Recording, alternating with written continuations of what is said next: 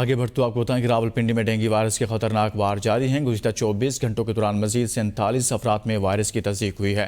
مریضوں کی تعداد 1093 تک پہنچ گئی ہے۔ ڈینگی وائرس سے متاثرہ 11 افراد کی حالت تشویشناک ہے۔ اس کے بارے میں تفصیلات جانتے ہیں نمائندہ ABN نیوز انوار عباسی سے۔ جی انوار، مزید بتائے گا، ڈینگی کیسز میں اضافہ ہو رہا ہے؟ آج بالکل ڈینگی وائرس کے تعداد میں مثبت کیسز کی تعداد میں خطرناک حد تک اضافہ ہو رہا ہے اور گزشتہ 24 گھنٹوں کے دوران مزید 47 افراد ڈینگی وائرس کا شکار ہوئے ہیں۔ رواں سیزن میں ڈینگی وائرس کی تصدیق شدہ مریضوں کی مجموعی تعداد 1093 تک پہنچ چکی ہے۔ اس کے علاوہ محکمہ صحت کے مطابق اس وقت اولی فیملی اسپتال میں 54، DHKO میں 41 اور بینظیر بھٹو اسپتال میں 35 افراد زیر علاج ہیں۔ ڈینگی وائرس سے متاثر 11 افراد کی حالت تشویشناک بھی بتائی جاتی ہے۔